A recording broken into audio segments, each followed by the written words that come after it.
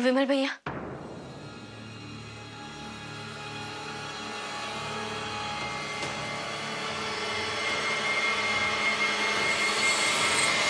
आप चिंता मत कीजिए, आप अकेले नहीं हैं, हम हैं आपके साथ। पूरा भरोसा है हमें आप पर। Thank you.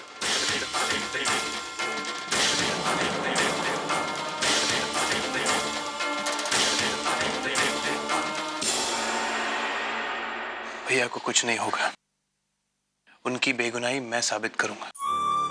वो सही सलामत घर वापस आएंगे, ट्रस्ट मी।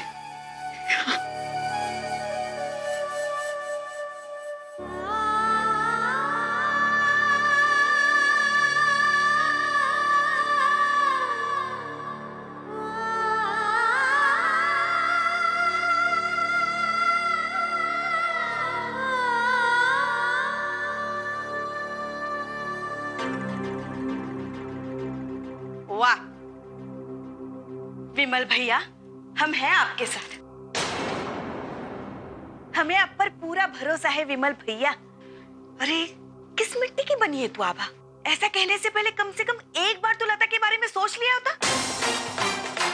क्या हालत हो गई बेचारे की, जिसके साथ इतना बड़ा धोखा हुआ है, और करने वाला कोई और नहीं, घर का ही एक आदमी है।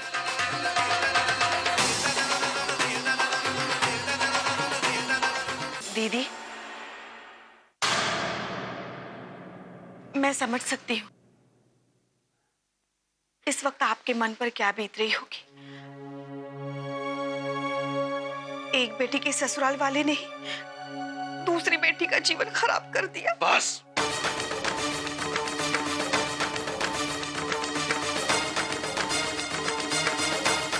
खबरदार, जो एक लफ्ज भी और इस मुंह से निकाला तो तुमने शीतल। लता ने अभी अपना बयान नहीं दिया है, इसलिए हम किसी पर उंगली नहीं उठा सकते। हमारा हक ही नहीं बनता, समझी? शीतल, तुम जब जब मुंह खोलती हो ना, तुम्हारी कमअक्ली दुनिया पर जाहिर हो जाती है। अपनी जुबान पर ताला लगा कर रखो।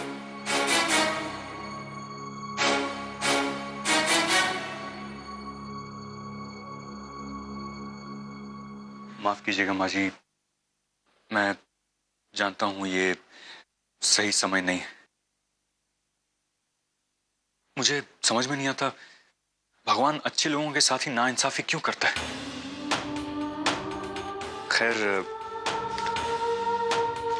लता जी की पहली सैलरी का चेक रेडी था, तो मैंने सोचा मैं ही आप लोगों को दे दूं। माँ बाप के लिए अपने बच्चों की पहली सैलरी की क्या अहमियत होती है, ये मैं समझ सकता हूँ।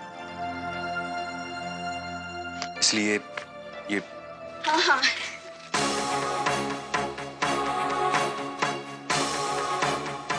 वो क्या है ना, लता अगर होश में होती ना तो चेक मुझे ही देती, क्योंकि घर का सारा खर्चा तो मैं ही संभालती हूँ ना।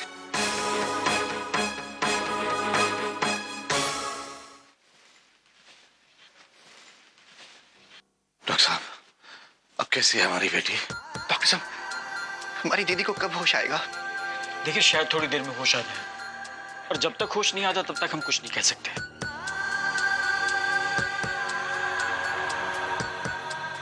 जब तक लता जी को होश नहीं आ जाता मैं यहीं रहता हूँ।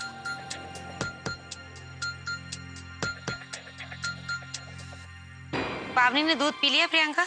जी मम्मी जी। प्रतिभा, बाकी सब कहाँ है? जी वो आभा और शैली किसी जरूरी काम से बाहर गई हैं, आ जाएंगे अभी।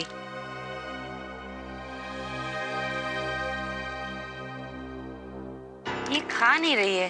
कोई बात नहीं, कुछ और ले आओ, तब तक मैं और अस्मी कार्टून देखेंगे। अच्छा ठीक है। चलो, मैं और आप कार्टून देखेंगे।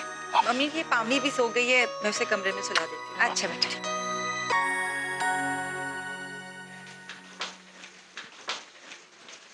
ठाकुर साहब, आपको किसी पर शक है? सर की छोटी बेटी की डेट को पुलिस वाले क्यों ले गए? क्या कर रहे हैं? आपको कोई हॉस्पिटल में कैसे आप ये सब कैसे हो गया? ये सब कैसे हुआ? सर कुछ बताइए सर। इसके बारे में आप क्या कहना चाहेंगे? मैम इस पूरे मामले में आपकी क्या प्रतिक्रिया है? मैम आपको लगता है कि इस सारे मामले से आपके खानदान की इज्जत पे कोई फर्क पड़ेगा? Ma'am just one question ma'am, if you can answer ma'am. Please ये सब यहाँ अलाउड नहीं है, प्लीज यहाँ से जाइए आप लोग। किसका हाथ होगा? प्लीज हमें परेशान मत करिए, जाइए यहाँ से। यही लगता है कि इसके पीछे उन्हीं का हाथ है। एक मिनट, शांत हो जाइए। ये सब क्या कर रहे हैं आप? ये हॉस्पिटल है या कोई पब्लिक फंक्शन नहीं? आपके सवालों का जवाब मैं देता हूँ। देव, चलिए please, can please manage, please. Come on, चलिए बाहर चलिए, चलिए आइए। थैंक्स देव। ठाकुर साहब, अब चिंता मत कीजिए। इसके बारे में कुछ भी कहीं भी नहीं छपेगा, इसकी जिम्मेदारी मेरी। आप रिलैक्स होइए।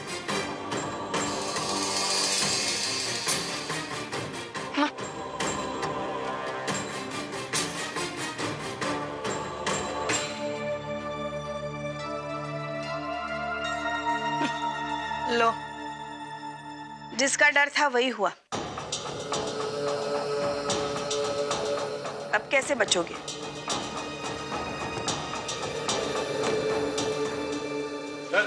सर प्लीज एक मिनट। व्हाट? किसी की जिंदगी में इतना बड़ा हादसा हुआ और आप लोग उसकी कहानी बनाने पर तुले हो। मैं आपसे एक सवाल पूछता हूं, अगर आपकी बेटी और आपकी बहन के साथ यह हादसा हुआ होता तो क्या आप लोग उसके इज्जत के साथ ऐसे खिलवाड़ करते?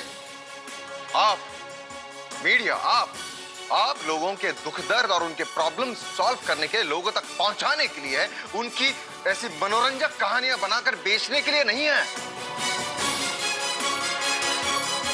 आप पर बहुत बड़ी जिम्मेदारी है और आप उसी को एक बिजनेस बनाकर ऐसी कहानियां बनाकर बेच रहे हैं।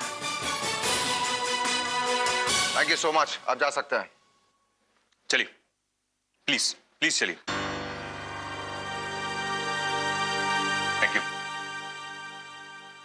Thank you so much Dev, thank you so much. Reporters का please manage. I'll just go to the doctor.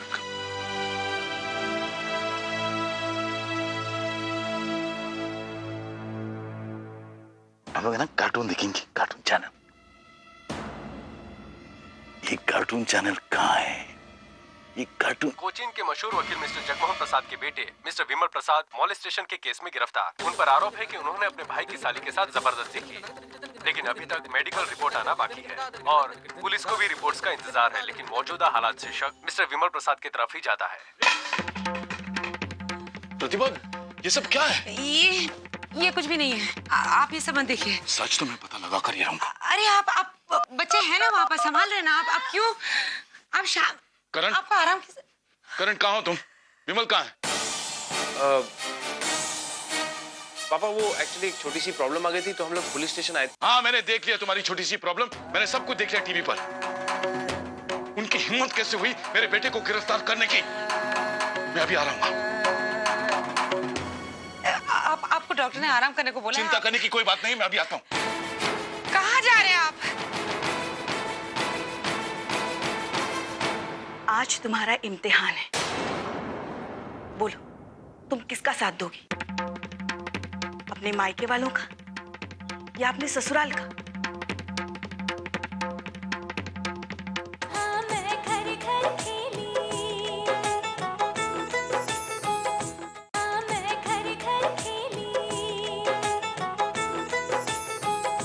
Doctor साहब, मेरा नाम राज सिंघानिया है। मैं लता उदय प्रताप सिंह के बारे में कुछ जानना चाहता हूँ।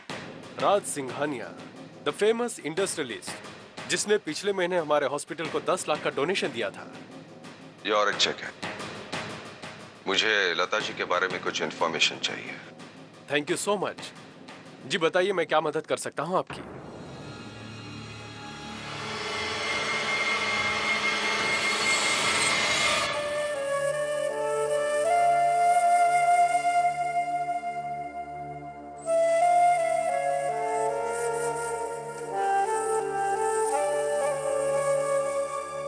चंद्रप्रभा, आज तक हमें बड़ा गर्व था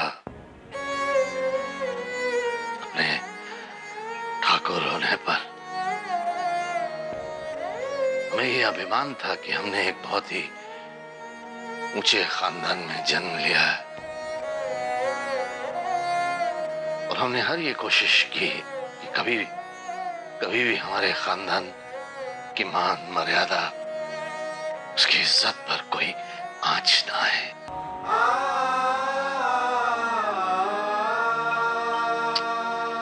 लेकिन आज हम हार गए चंद्रप्रभा। हम ना अपनी बेटी के सम्मान की रक्षा कर पाए और ना ही अपने खानदान की इज्जत की।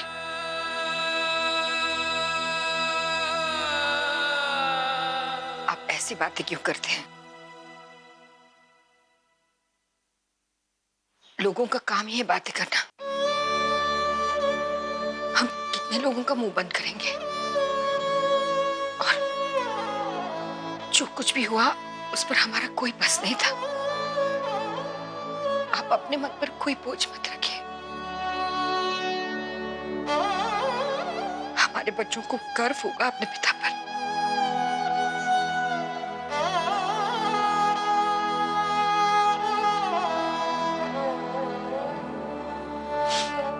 और जहां तक लता की बात है, हमें ही उसका सहारा बनना पड़ेगा। हमें फिर से उसे अपने पैरों पर खड़ा करना पड़ेगा। अगर आप ऐसे ही बैठ गए तो कैसे होगा? चलिए, आप बच्चों को हमारी जरूरत होगी। चलिए।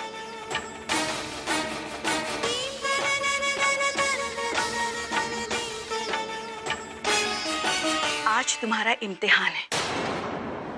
बोलो, तुम किसका साथ दोगी? अपने मायके वालों का या अपने ससुराल का?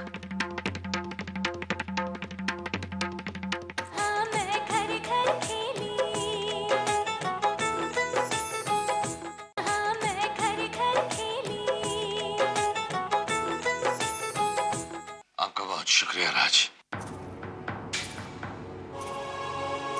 आपने आज हमारी इज्जत बचा ली। ना तो ये अखबार वाले, ये चैनल वाले न जाने क्या क्या वाहियात सवाल पूछकर हमें और जलील कर देते।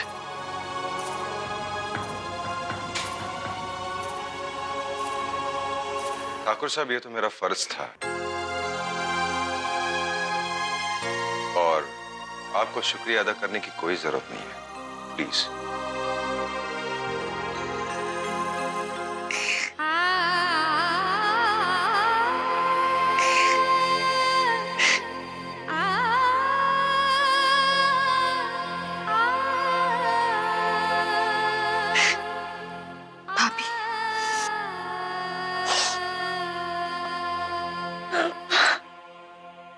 नहीं होगा विमल भैया को।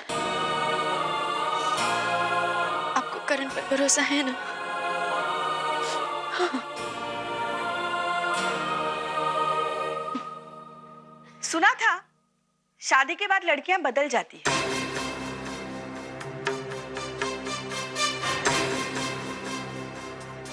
मगर इस कदर बदल सकती है ये नहीं पता था।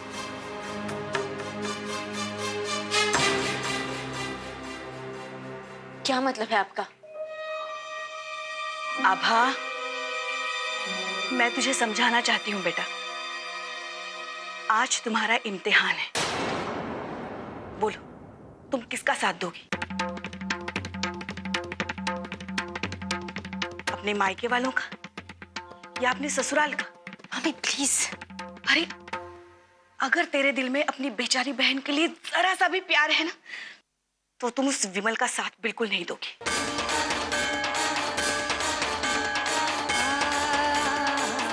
अरे वो तो है ही ऐसा, क्या तुम जानती नहीं हो उसे?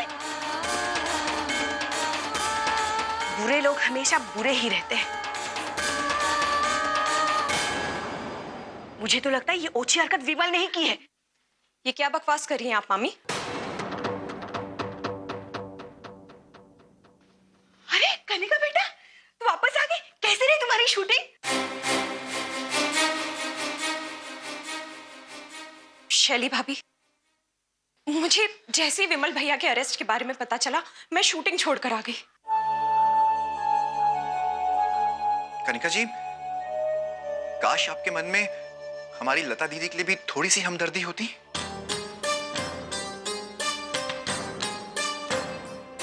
प्रकाश, मैं अपने भैया को अच्छी तरह से जानती हूँ और वो ऐसा कभी नहीं कर सकते। और वैसे भी लता दीदी कहाँ थी, किसके साथ थी, सच्चाई किसे पता? कनिका जी, चिल्लाओ मत। मुझे अपने भाई की सच्चाई पर पूरा विश्वास है। तो हमें भी अपनी बहन पर बहुत गर्व है। पेशेंट को होश आ गया है।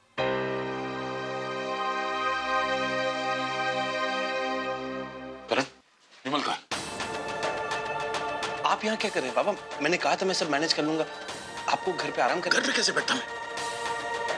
अपने बच्चों को मैं तकलीफ में नहीं देख सकता। विमल का क्वेश्चनिंग के लिए लेके गए हैं तो पापा आप इतना स्ट्रेस मत लीजिए। आपकी हिम्मत कैसे हुई मेरे बेटे को गिरफ्तार करने की? मिस्टर जगमोहन प्रसाद, मैं जानता हूं कि आप इस शहर के बहुत बड़े वकील हैं, लेकिन आपके बेटे के खिलाफ मेरे पास अरेस्ट वारंट है।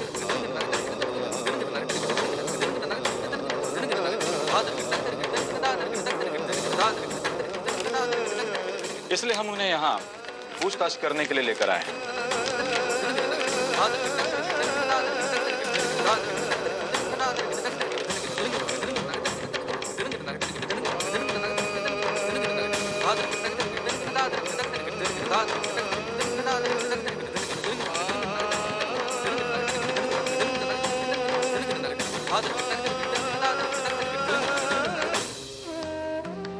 लता, लता बेटा, कैसी हो लता? कैसी हो मेरी जान? हम हैं। दीदी, डरो नहीं बेटा, बताओ कैसी हो? दीदी बता। दीदी घबराइए मत,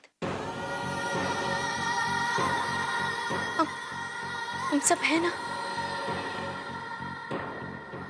दीदी, आपके साथ जिसने ये किया है उसको हम छोड़ेंगे नहीं, नहीं छोड़ेंगे। बस बता दीजिए आपके साथ क्या हुआ है। दीदी, बेहोश होने से पहले आपने विमल भैया की ओर इशारा किया था।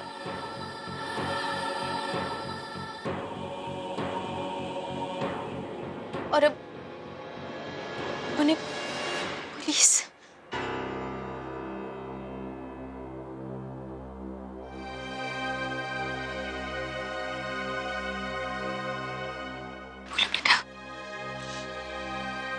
लता, बेटा जब तक तुम बताओगी नहीं कि असल में हुआ क्या था,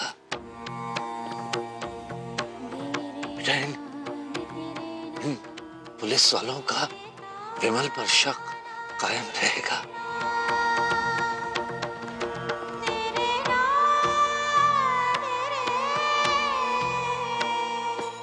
इसलिए हिम्मत करो, बोल दो बेटा। शायद तुम जानती नहीं हो कि बहुत से लोगों का विश्वास तुम्हारे बयान पर टिका है। इसलिए हिम्मत करो, बोलो बेटा, बोलो लता।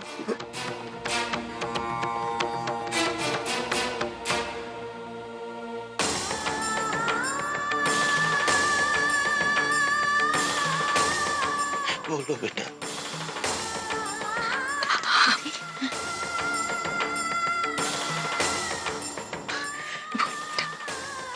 माँ, हाँ बेटा बोल। उस दिन विमल जी का फोन आया था, उन्हें कुछ जरूरी काम था हमसे। लाख पूछने पर भी उन्होंने हमें बताया नहीं कि क्या काम था। और जब पापा ने फोन किया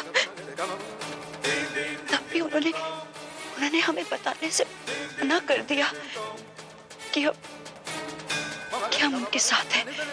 हम वो बॉक्स लेकर विमल जी की कार की तरफ बढ़े। मैं विमल जी की गाड़ी की तरफ बढ़ रही थी और अचानक किसी ने हमारे चेहरे पर रुमाल रखा और हम बेहोश हो गए।